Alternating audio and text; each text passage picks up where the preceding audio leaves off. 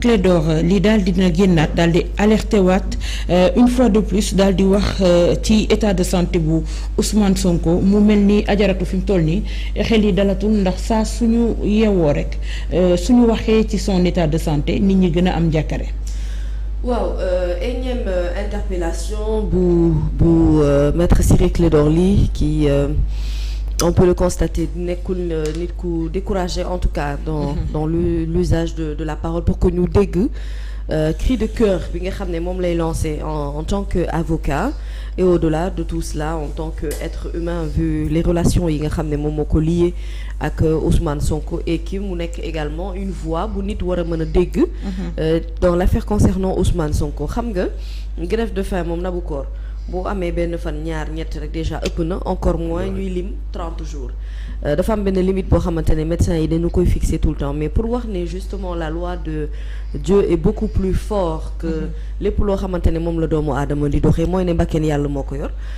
mu ngi nekk ci situation bu compliquée on ne peut que le deviner selon information yi nga xamante ne moom la ñuy am et surtout le fait que ñu jàpp ne mu ngi réanimation moom it depuis un bon bout de temps dans quel état de santé il est en réalité écho yi ñi am venant de sa famille venant des leaders de Yewwi Askan Wi ko mujjee gis dernièrement et surtout maître Ciré Clédor Ly qui ne quitte pas la tribune pour tout simplement dénoncer li nga xam ne moom la Ousmane Sonko di dund saa su nekk effectivement dafay gën a yokk inquiétude Nabou boo toogee diir gu yàgg lu tollook weer lekkuloo naanoo imaginel ci ban état nga war a nekk c'est clair que di nga perdre ay forces c'est clair que le fait que nga bañ a naan am na lu bëri loo xamante ne dina ko soxe ci sa wàllu wér-gu-yaram encore moins lekk gi man Nabou je ne savais pas que ñàkk naan ndox sax dafay indi insuffisance je ne le savais pas c'est quand j'ai fait une émission avec le docteur Babacar Touré bu suma assistance ñu nuyu ko au passage ci la xamee ne le fait de ne pas boire ñu bañ a day tax du mën a raxas rein yi ni mu war a ni mu ko war a raxasee et dafay jural sax du wax beaucoup voilà di mën di raxas voilà donc imagine un peu le fait que mu ñàkk hydraté wu le fait que mu ñàkk lekk li mu koy jural ci wàllu wér-gu-yaram ce qui est sûr mooy dañuy ñaan yàlla Ousmane Sonko yàlla fëgg boppam génne ko ci réanimation ba mu nekk ba mu mën a dakkal moom it xiifali bi mu nekkee mën a lekk mën a retrouver également ay forces am parce que bu mu fàtte ne il y a un grand combat qui l'attend au-delà de li nga xamante ne moom mooy combat bi muy mëne nii par rapport ak arrestation ak série d'injustice yi nga xam ne jàpp na ne moom la ñu teg ci ndoddam mais dafa beneen bataille juridique boo xam ne tous les jours dañu koy soulever également dans les médias et peut-être on en parlera tout à l'heure bokk na ci point d'actualité yi mais loolu rek war na mën a tax mu war a mën a jógaat war a mën a utaat en tout cas jéem a rattraper li nga xamante ne jot na ko perdre yëpp ci wàllu force ak kattan xam nga Nabou feebar moom dafa wuutee vraiment dëgg-dëgg ak dee bokkuñu yoon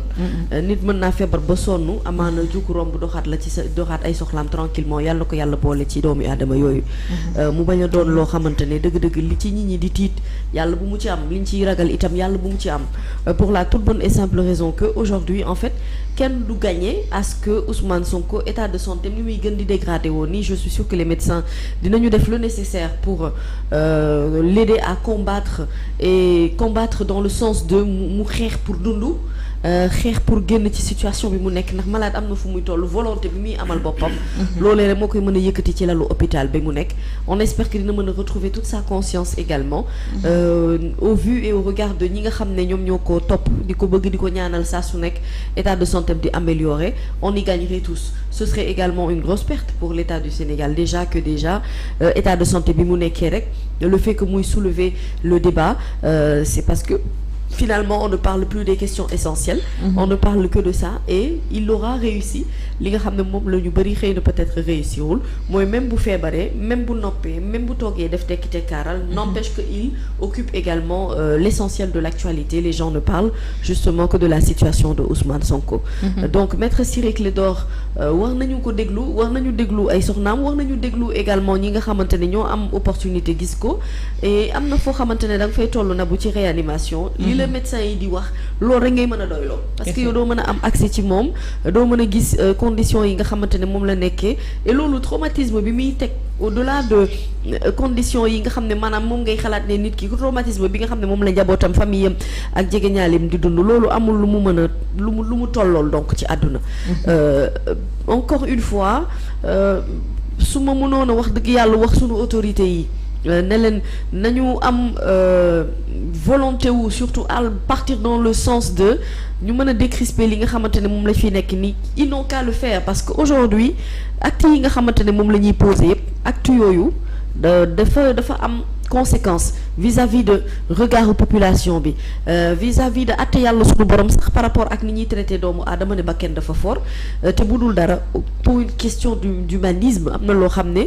xajul ci suñu diggante ñun sénégalais xamuñu ko sax nag et pour man politique ak daray àdduna waru koo mën a jar war nañu mën a vraiment reconsidérer waat les choses permettre vraiment à ce que Ousmane Sonko tout simplement qu'il puisse retrouver la liberté parce que pour nous c'est quelque chose boo xamante ne moom daf ko mérité Sénégal aussi daf ko mérité et on a besoin d'assainir le milieu politique ba nga xam ne dinañu mën a dissocier lépp loo xam ne moo jëm ci wàllum politique ak lépp loo xam ne moom la doomu aadama moom ci wàllu àq ak yelleef ñu war ko jox ba mu mat sëkk donc aujourd'hui 30 jours c'est de plus en plus inquiétant tiital na dëgg-dëgg kenn ku nekk ci ñun ñuy regarder également vraiment avec beaucoup d'attention li nga xam ne moom mooy xew ci hôpital bi notamment ci réanimation bi ak état de santé bi ni muy évoluer doon na loo xam ne ñëpp dañu ko dee xalaat bu baax a baax encore une fois ñuy ñaan yàlla mu kàttanal ko yëkkati ko ci lalu hôpital bi mu tëdd delloo ko itam ci njabootam wala même bu fekkente ne dafay nekk ci kaso gi au moins ñu sentir ne mu ngi retrouver la forme mu ngi retrouver la santé mu ngi retrouver wàllu wér-gu-yaram parce que comme je l'ai dit politique bi yamul ci tey il y a toute une histoire il y a également vraiment un combat à mener comme les combats qu'il a toujours mené ci période bi nga xam ne mu ngi ànd ak wéram mu ngi ànd ak kàttanam mu ngi ànd ak dooleem kàttan ak doole boobu yàlla na ko yàlla roof ba mu jóg fi nga xamante ne foofu la tëdd ci lalu hôpital yi on ne peut que encore une fois formuler des prières yi dañuy continuer di ñaan yàlla mi yor ba kenn yàlla na ko yàlla sàmm yëkkati ko te bu ko yëkkatee moom itam vraiment mu may sénégalais yi may njabootam may kilifa yi may képp koo xamante ne dëgg-dëgg soppeem nga mu mën a lekkaat naanaat retrouver sa forme balaa nga naan naam ne fa na bu te aujourd'hui puisque les communications fusent de partout et tous les jours avec la nouvelle information bi ñuy jot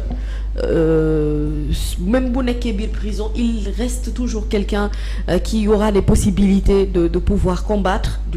d'une autre manière de pouvoir communiquer également ak ñi nga xamante ne xëy na ñoom ñoo ko bëgg waaye bu tëddee ci l'hôpital yi ñu naan moom kat sonn na ñu naan état de santé mu ngi dégradé wu ñu naan côté gauche am bi mu ngi commencé am ay jafe-jafe ñii di susciter la question de l'insuffisance rénale yàlla na ko ci yàlla musal di jàngoro yooyu nga xamante ne bu la xësee ba dugg na bu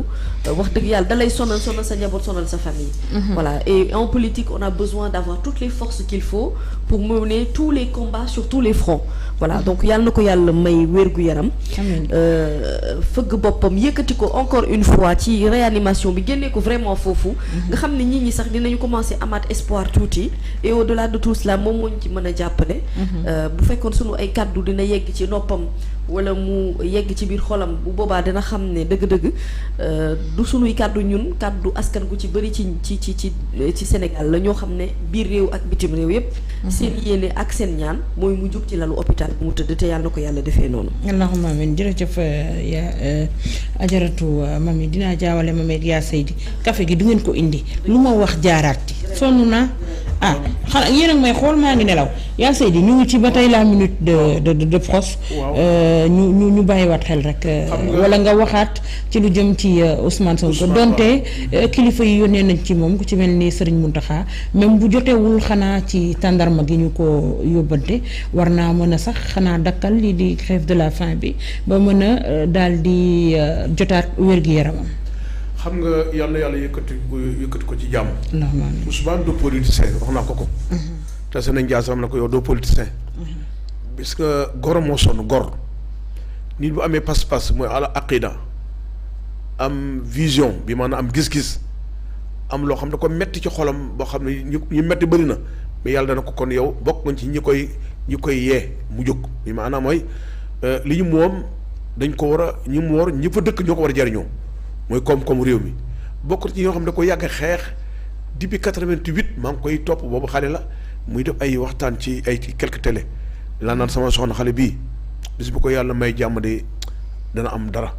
bi maanaa tey ku bañ lekk bañ naan boo demee ba xool ko gor piir mu ko def ba pare nekk ak njulit am ngëm-ngëm bi maanaa léegi nag même bu nekk hôpital sonn lool mais tu médecin yi ni nga ko ci bàyyi médecin yi déedéet ñu ngi dégg ñu waslu ak parce que am na yeneen formule bon yeneen ay jumtuwaay lu tax ba articulation yi mën a dox normal mais nag lompan bi kii wax dëgg la parce que doomu aadama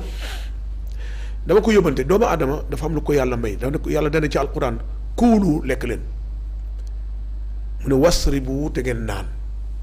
te wala tusri bu leen yàq yàlla waxal ci alquran laa taqtulu anfusakum bu leen rey seen bopp te nit bu lekkul naanu mi ngi ci xeet mi ngi ci yoon woowu dañ laa yaakaar Ousmane yóbbante lay wax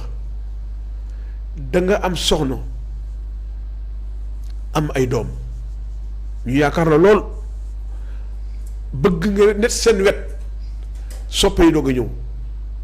xarit doog a ñëw ñi am ci yow yaakaar ñëw su waraale ñi la yaakaar te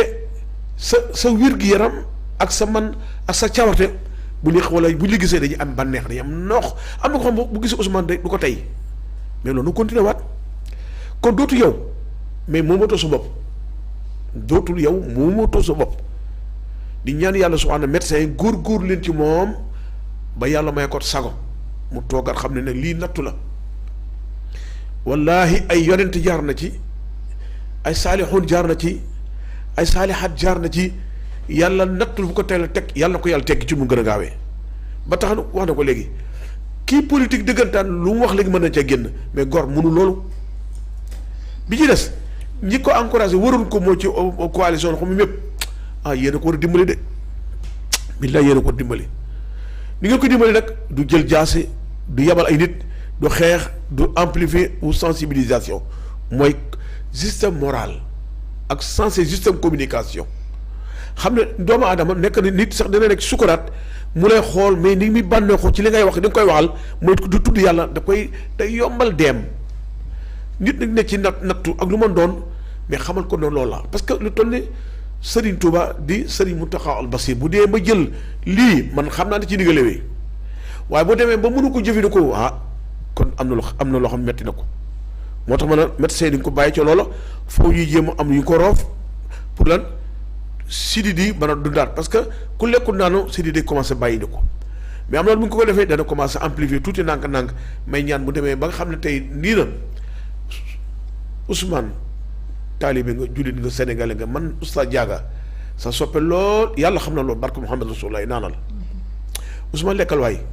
jullit nga ndax dañ laa yaakaar say bu rusloo say jabar ak seen doom mais nag ñi la surtout nag ñi la bëgg ñoo sonn te ñi la bëgg médecin ngi ci commerçant ngi ci ku ama ngi ci ku ñàkk ngi ci fii ne seen xalaat lépp wootuñu wax ay élection mais nooy fexe ba am sa jàmm yaram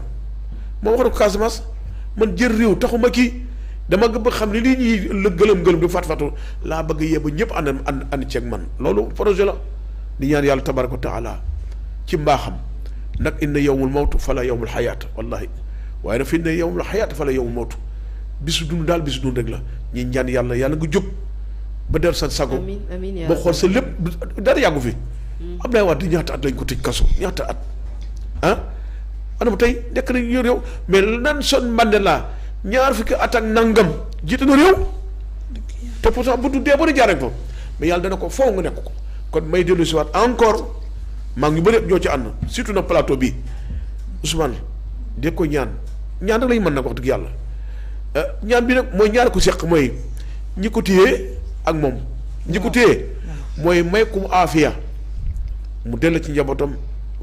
mu ànd ak sagoom waaye moom ci boppam mu dimbali ñu na lekk te naan jullit la waaye. Oustaz yàlla tamit pour moins que ça maanaam ci wér-gu-yaram pour nit koo xamante ne daanaka wér-gu-yaramam gën naa sax wala bu Ousmane Sonko gën naa sooxe bosam bàyyi nañ ko mu ñibbi këram ndax ñoom it war nañ koo mën a bàyyi mu dellu ci njabootam ba amaat wér-gu-yaramam. ndaxte plus de 30 jours mu ngi bëgg a bëri. lépp mën na am ndax yonent bi islam moo ne wax ju neex sarax la moo tax ñuy plateau wax ju neex la nañu wax lu neex nit ñi ko téye ba mu teg kii ndax dama nit def na lu gën a waaye parce que gën a yées lu gën a garaaw gën a garaaw koy am na yoo xam ne bii chaque jour nit may nag ki nga xam ne bi moom dëggulu loolu toppatoo ko sañ na ko di ko ñaan moo tax alquran ne non yonent bi neen wax daal bu dee wis bu ñu seera la koy tax mu deseere mooy def ci liquide mbaa graisse kalaamatu tayyibatun sadaqa wax ju neex sarax la kon wax ju neex ji mooy ki ko téye lañ sañ nañ teggil li nga taxitee ndax moom état surtout état santé am man waxatuma affaire politique déedéet mais wér-gu-yaram moom ma soxal ndax bu musiba amee ci àdduna lay njëkk yëttal nit ki ndax mbaa mi ngi dund kon nag am solo mbaa mi ngi dund te nag ku sàggan ba lor benn nit alxuraan ne lor nga àdduna bi yëpp waaye ko fexee tam ba soowee doomu adama ñëpp soowee nañu mais ñaanat encore ñu ñaanat yàlla def mu delloo ci sagoom amiin ya rabbal dellu ci njabootam amiin